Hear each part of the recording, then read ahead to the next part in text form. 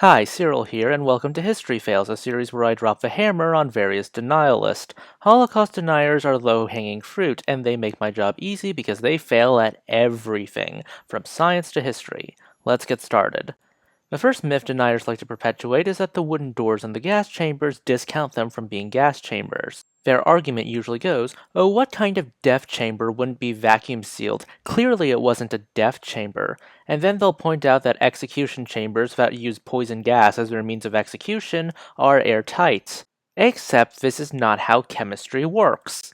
Any basic chemistry textbook will tell you that you don't need a vacuum-sealed chamber to have a gas phase reaction. There's a reason why fume hoods are standard issue for chemistry labs in general, including undergrad labs. You can still die from exposure to chemicals without an airtight seal. You can also get health issues from chronic exposure to chemicals, hence the fume hoods. This is a basic chemistry concept. Gas phase reactants meet and have activation energy, therefore the reaction goes underway. On a chemical engineering level, any chemical engineering ethics book will demonstrate the many incidents where chemical disasters happen despite not having vacuum-sealed chambers.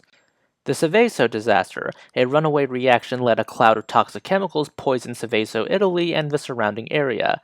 This is important because it led to major reconsiderations when it came to process safety. The Bhopal gas disaster, a gas cloud released from a plant because the plant had shoddy maintenance and design and killed around 4,000 people in Bhopal in India. These are two industrial disasters mentioned in textbooks and training modules. I'm not even getting into small-scale tragedies like carbon monoxide poisoning. It's rather common for people running their cars in their garages and getting carbon monoxide poisoning despite the door being wide open.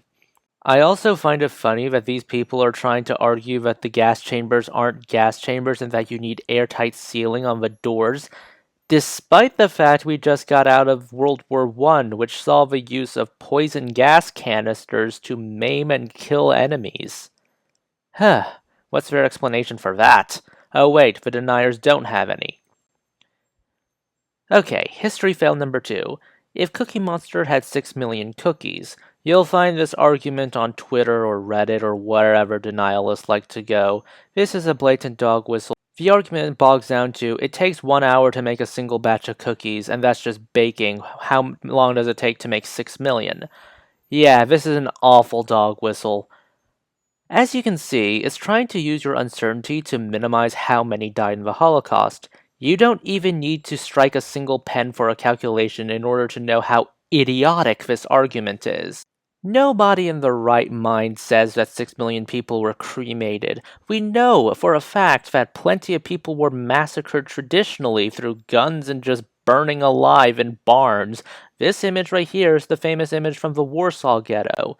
The Einsatzgruppen were literally death squads gunning people in their backyards. And then there were the pogroms committed under the watch of the Germans and their collaborator forces, such as the Lviv pogrom in 1941. Then there were places like Babin Yar, where the initial massacre of Jews was around 33,000, and by the end of the war it went up to 150,000 Jews and Soviet prisoners.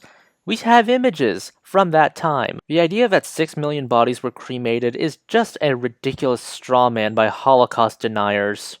The third myth that came up that wasn't just, oh, they were just using the Zyklon B to delouse everything, was, why was Zyklon B used instead of a more efficient gas or a more available gas? The simple answer was, they had a lot of it already, it was easy to transport and easy to prepare, the results are the same. As shown by industrial furnaces in my profession, it doesn't matter if you pipe in air or pure oxygen, the results are generally within an acceptable range. You don't need every step of the way to be some uber-efficient paragon, you just need to be efficient enough to get the numbers your superior wants. And frankly, killing people with the cheapest material they could easily produce fits the character of Germany and their collaborators at the time. I hope you enjoy the fact that Holocaust deniers have 3 less arguments they could use. Please consider liking, subscribing, and tipping the channel on Ko-fi.